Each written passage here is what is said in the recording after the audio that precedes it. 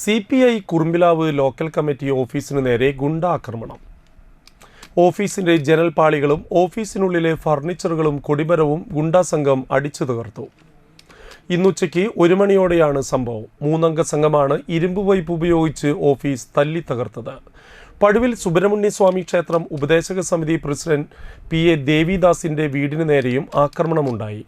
വീടിന്റെ മുൻവശത്തെ വാതിൽ ഇരുമ്പ് പൈപ്പ് കൊണ്ടടിച്ച് കേടുവരുത്തി. വീടിന് മുന്നിലുണ്ടായിരുന്ന 2 ബൈക്കുകളും പൈപ്പ് കൊണ്ട് അടിച്ച് നാശമുണ്ടാക്കിയിട്ടുണ്ട്.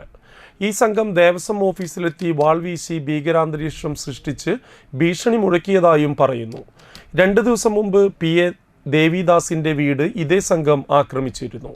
ക്ഷേത്രം ഉപദേശക സമിതി അംഗവും CPI കുറുമ്പിലാവ് ലോക്കൽ കമ്മിറ്റി സെക്രട്ടറിയുമായ AB ജയപ്രകാശിൻ്റെയും വീടിന് നേരെയും അന്ന് ആക്രമണമുണ്ടായിരുന്നു. പഴുവിൽ ക്ഷേത്രത്തിലെ ഷഷ്ഠി ആഘോഷത്തിനിടെ ഉണ്ടായ പ്രശ്നങ്ങളെ തുടർന്ന് പരാതിയുടെ അടിസ്ഥാനത്തിൽ പോലീസ് കേസെടുത്തിരുന്നു. ഇതിൽ പ്രതിയായ യുവാവ് കഴിഞ്ഞ ദിവസം ആത്മഹത്യ ചെയ്യുകയും ചെയ്തിരുന്നു. ഇയാൾ അന്തിക്കാട് സ്റ്റേഷനിലെ ക്രിമിനൽ കേസുകളിലെ പ്രതിയാണ്. ഇയാളുടെ സംഘത്തിൽപ്പെട്ടവരാണ് ആക്രമണം നടത്തിയതെന്നും പറയുന്നു. സംഭവം പറഞ്ഞ് CPI ജില്ലാ secretary KK Valsaraj, VS Sunilkumar ഉൾപ്പെടെയുള്ള നേതാക്കൾ ഓഫീസ് സന്ദർശിച്ചു. ഇത്രയും സംഭവങ്ങൾ ഉണ്ടായിട്ടും പോലീസ് ശക്തമായ നടപടി സ്വീകരിക്കുന്നില്ലെന്ന് KK വത്സരാജ് ആരോപിച്ചു.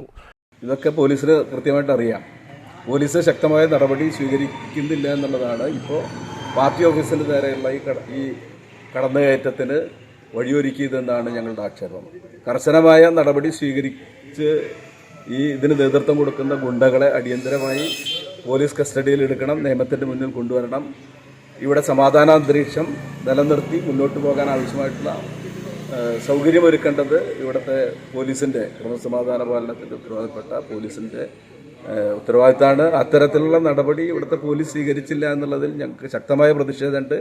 വളരെ അടിയന്തരമായി ബന്ധപ്പെട്ട പ്രതികളുടെ പേരുൾപ്പെടെ സഹിതം പോലീസിൽ പരാതി നൽകിയിട്ടുണ്ട് പാർട്ടി. എത്രയും പെട്ടെന്ന് പോലീസ് കുറ്റവാളികളെ കണ്ടെത്തി നിയമത്തിന് മുന്നിൽ കൊണ്ടുവരണമെന്നും സമാധാന അന്തരീക്ഷം ഉണ്ടാക്കണമെന്നും അല്ലാത്തപക്ഷം ശക്തമായ പ്രക്ഷോഭ പരിപാടികൾ ആരംഭിക്കുമെന്നും ജില്ലാ സെക്രട്ടറി പറഞ്ഞു.